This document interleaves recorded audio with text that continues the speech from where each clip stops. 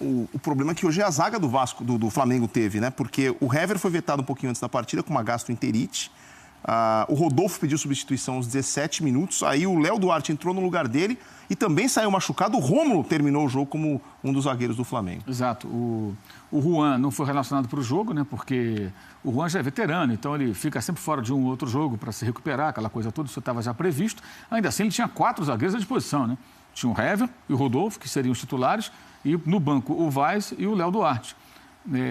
Aí, como você disse, ele foi perdendo um depois do outro, né? Fez 3 alterações, 2 de zagueiros por força maior, inclusive, né? Foi obrigado a mudar. E até a mudança no ataque foi obrigado porque o Guerreiro levou aquela pancada, ficou aquele galo na cabeça, entrou o Leandro Damião. Então, as 3 alterações do Zé Ricardo foram por contusões, né? 3 contusões. E jogou o final, de fato, dessa maneira, aí, com a defesa improvisada. E até que o Léo Duarte não comprometeu, acho até que a lesão dele me parece que foi naquela jogada com o Luiz Fabiano, em que surgiu depois o gol, mas a jogada estava parada. O Léo Duarte poderia ter jogado contra o Palestino na quarta-feira, né? Não jogou. O rapaz estava muito tempo fora do time. E entrou ali meio que numa fogueira, mas até acho que não comprometeu. Fez corretamente o seu papel, mas, de fato, isso tornou o final do jogo, não diria tão dramático, porque o Vasco não teve qualidade para ameaçar de verdade o Flamengo, né? Porque o Flamengo tinha uma zaga improvisada, né? Com o Rômulo e o Rafael Vaz, curiosamente, 2 jogadores do Vasco, né?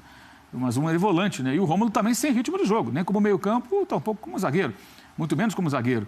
E isso poderia ter sido mais complicado para o Flamengo se o Vasco tivesse hoje em campo uma equipe capaz de ameaçar de fato, o que não aconteceu. O Douglas faz muita falta, o Jean faz falta, os erros cometidos pelos jogadores do Vasco no primeiro e segundo tempo, que permitiram ataques do Flamengo, erros de passe, erros primários foram numerosos até.